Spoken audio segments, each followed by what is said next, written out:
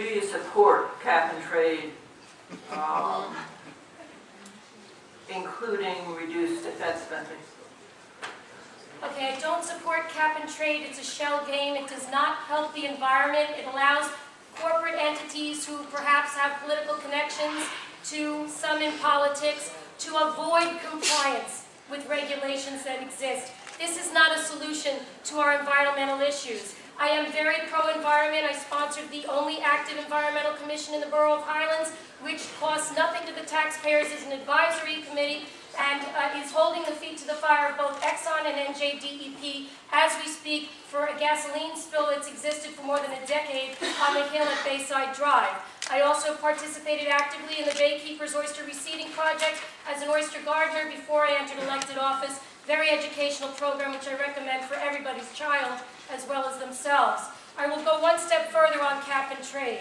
It's again top-down government control, ladies and gentlemen. You're paying taxes to administer these controls. You're also paying taxes for the credits that are going to be used by these corporations. So for the congressman to tell you that he's for the middle class and that he's against these big corporations, but to support cap and trade is again duplicitous. Thank you.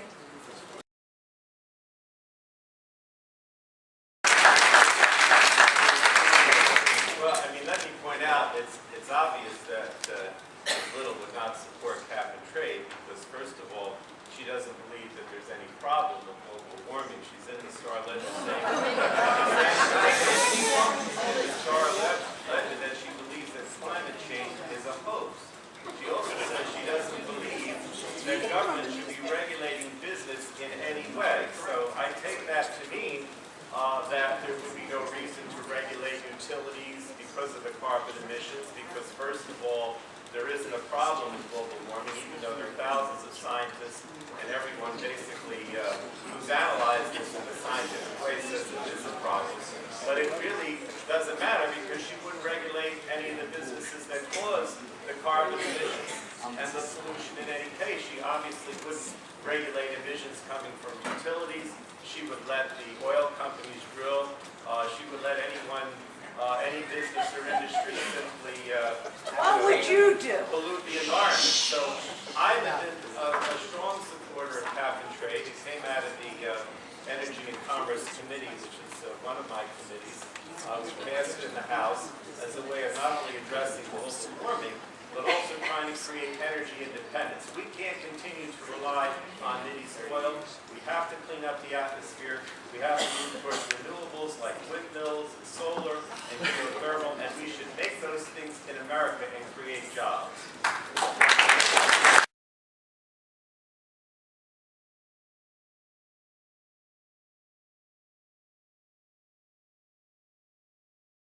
Mr. Pallone first.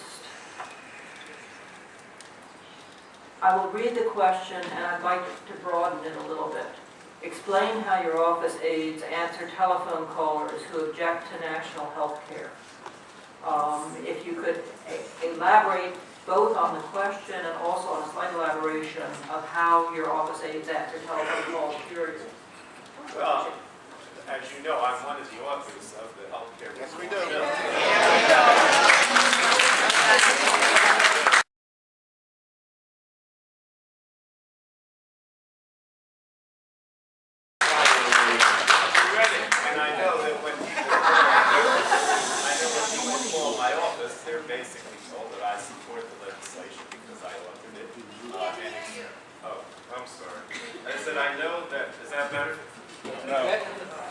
I know that when residents call my office and ask about the health care reform bill, they can get a very detailed analysis of it because we authored it and we're very familiar with it. We do have two offices, one in New Brunswick and one in Long Branch as well as in Washington.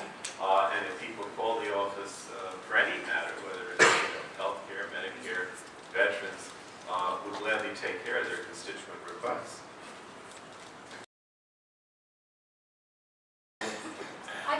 As your congresswoman, I will not only answer your telephone calls or return them myself, but we will have monthly meetings and I will report to you exactly what's going on in Washington. I will take your input back to Washington, and your voice will be heard on the floor in Congress.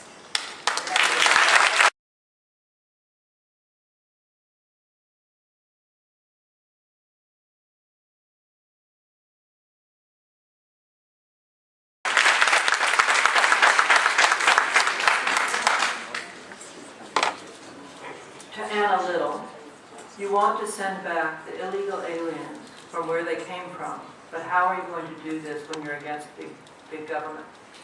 Well, frankly, with regard to the immigration situation in the United States, I'm an expert. I've been practicing immigration law on the private side for 20 years. I understand the plight of the immigrant. I have also watched the United States government fail to follow the law as it exists today, as promulgated by the people through their representatives in Congress.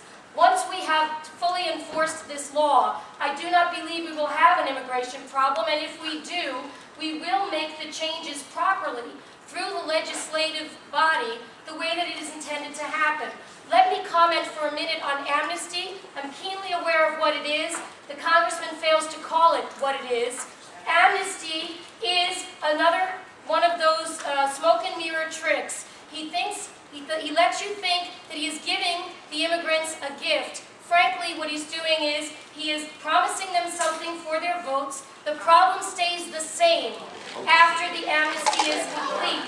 What we need to do is we need to follow the immigration law as it exists. This does not mean that everybody's going to be rounded up and detained.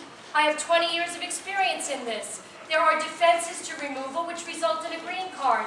Right now we have two societies, one that is legitimate and one that is undocumented, and the abuse against the undocumented immigrant in this country has to be stopped. The abuse against the taxpayers on funding health care for people who, frankly, if they can pay me, they can pay for their health care. It's inappropriate. It needs to be stopped.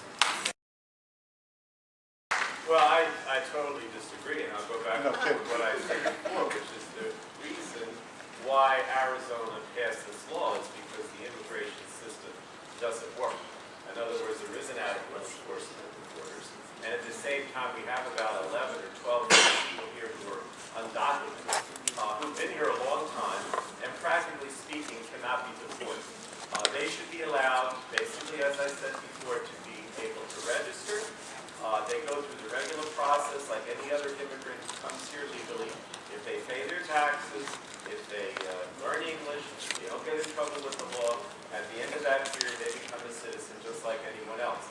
This is not going to go away with the current law. She suggests that if we simply enforce the current law, that's not going to solve the problem. You still have large enforcement problems, and you still have 11 million Americans or so that are in this no man's status. And you still have 11 million Americans or so that are in this no man's status.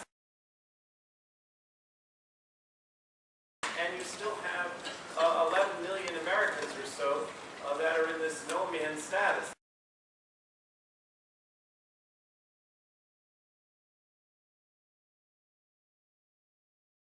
That's not going to change unless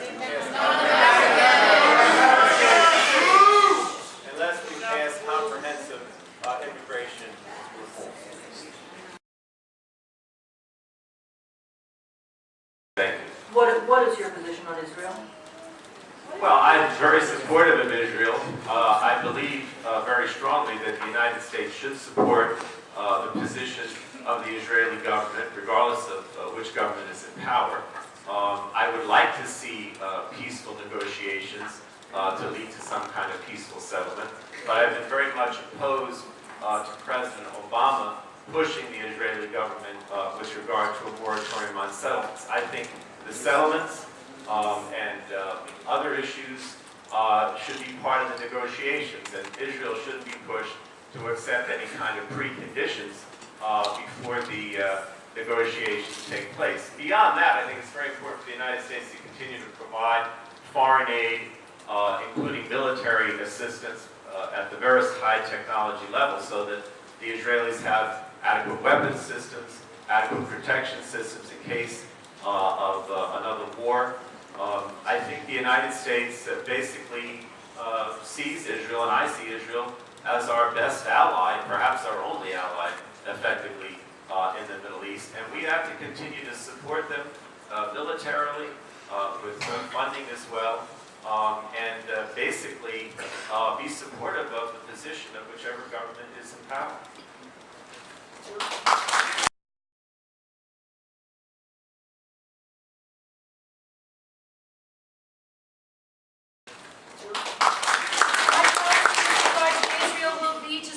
Israel 100%. She is our democratically governed ally in a very volatile region. Frankly, she knows about our enemy much better than we do.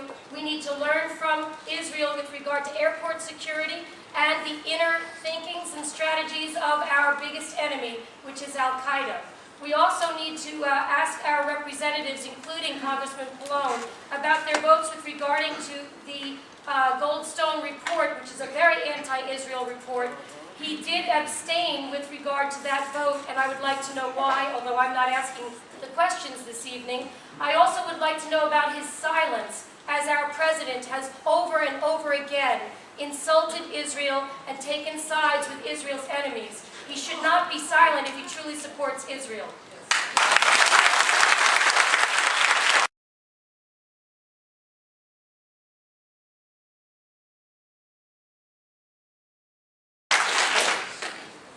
Vote now on the Goldstone report. You didn't vote on it. Please be quiet. Voted it now. Yes or no? Against the Goldstone report. 366. 366